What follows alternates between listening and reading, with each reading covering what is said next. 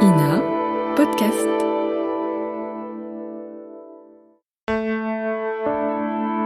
Ina Podcast.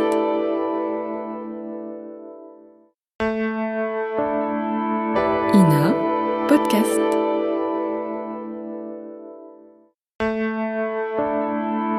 Ina Podcast.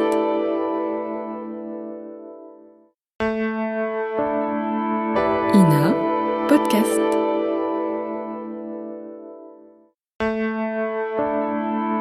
Ina Podcast.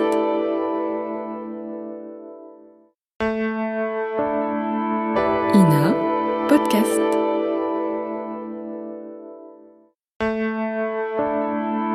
Ina Podcast.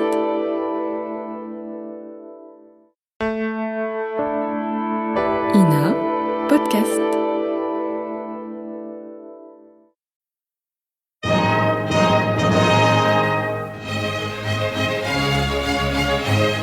Bon baiser de partout. Une émission secrète de...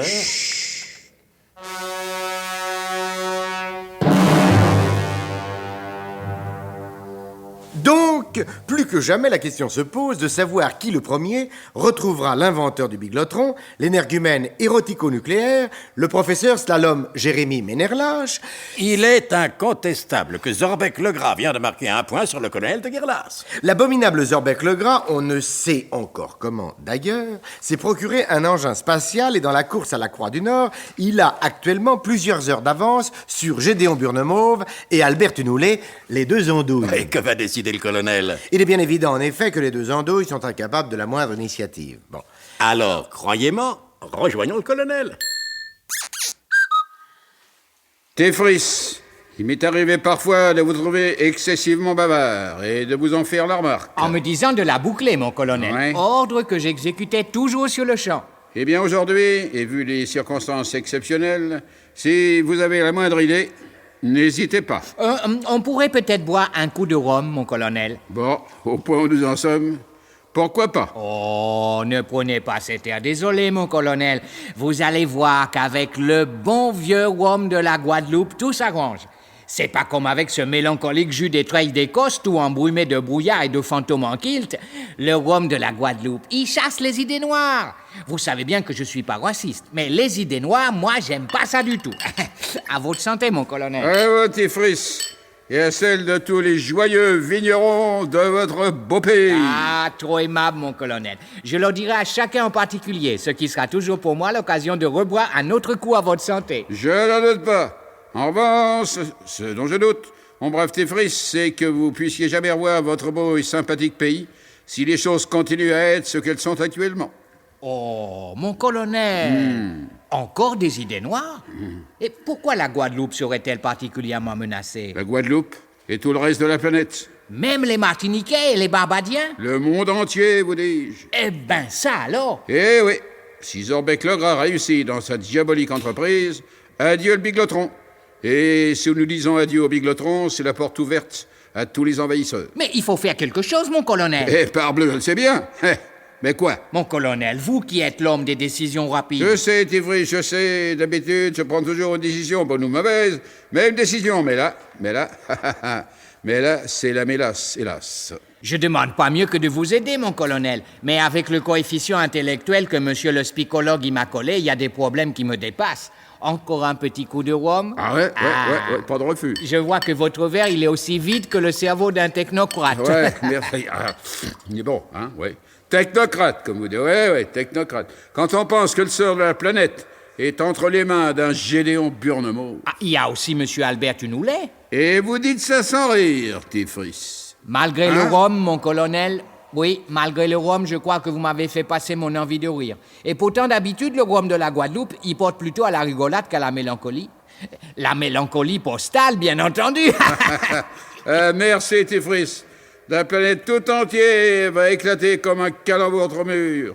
Trop mûr de lamentation, bien entendu. Ah, mon colonel, le moral qu'il était à zéro, je le vois déjà remonter d'un cran. Silence sur l'écran, hein? Que savez-vous de ma morale, Téfris? Hein? comment empêcher Zorbec le Gras de parvenir sur la Croix du Nord, avant les deux andouilles? Poil aux gencives. Ah, merci, Tifris. Vous essayez de me remettre sur le droit chemin. De ma sœur. Vos efforts sont vains. Tifris, mon verre, il est à nouveau vide, hein? Oh, excusez-moi, mon colonel. Voilà. Et, pendant ce temps-là, à bord de la 2 chevaux de l'espace, Gédéon Burnemauve disait à Albert Tinoulet: Mon brave ami, venez, je vous prie, prendre ma place à ce hublot pour me dire si vous voyez ce que je vois. Vous m'avez déjà fait le coup une fois, monsieur Burnemauve. C'est-il que vous verriez un autre engin spatial? Non, Tinoulet, non, il s'agit toujours du même. Mais à moins d'être victime d'une illusion optique, il me semble que nous nous rapprochons de lui. C'est sans doute parce que nous marchons plus vite. Réflexion judicieuse, mon bon Tinoulet. À moins que ce soit lui qui marche moins vite. Ce qui est également possible. Dans l'espace, tout est possible. Et oui, dans l'espace, tout est possible. Même d'entendre cette réflexion pour le moins inattendue dans la bouche du grand Zorbec le Gras. Fermtag, je vous en prie, si vous savez quelque chose, parlez. Ne restez pas silencieux, qu'est-ce qu'il y a? D'habitude, Zorbec, vous me dites toujours Fermtag, taisez-vous. Alors, je me tais. Non, alors quand je vous dis Fermtag, taisez-vous, d'habitude, ça ne vous empêche pas de parler. Hein? C'est sans doute que j'avais mal compris. Vous me reprochez toujours de faire des erreurs quand je cite des expressions françaises pourtant très connues. Écoutez, ne parlons pas des expressions françaises à ce moment, voulez-vous, hein? Je vous connais bien, mon petit Wilhelm, et je vous apprécie, je dis pas à votre juste valeur, ce serait désobligeant pour vous. Et en cette seconde présente, je tiens nullement à vous désobliger, n'est-ce pas? Mais qu'est-ce qui se passe? Quelque chose de vraiment grave, je le devine. Le porc, le grand fou. Non.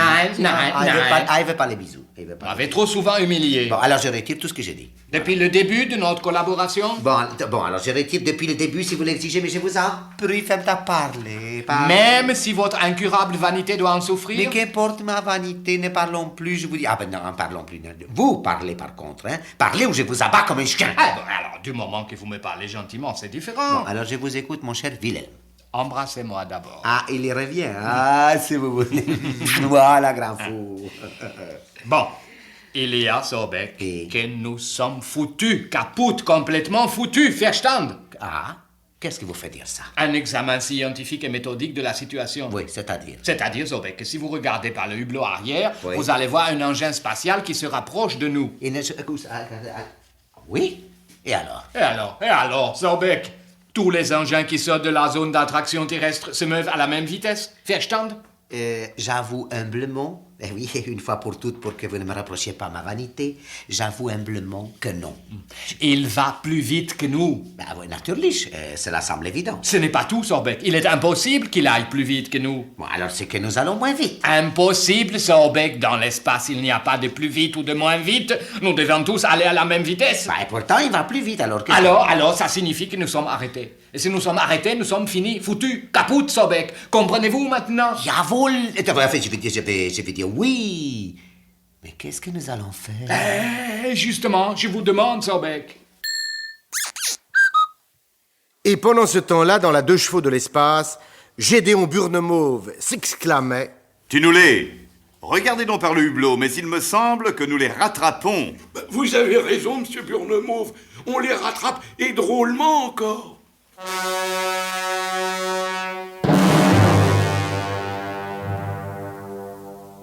La lutte, donc, reste indécise entre les 2 engins spatiaux. Qui le premier atteindra la Croix du Nord? Avouez que de notre part, il serait particulièrement stupide de répondre à de telles questions. Sinon, il n'y aurait plus ni feuilleton, ni suspense. Et nous ne pourrions pas vous inviter à suivre, avec une attention redoublée, les prochains épisodes de... Bon baiser de partout, et en particulier du cosmos.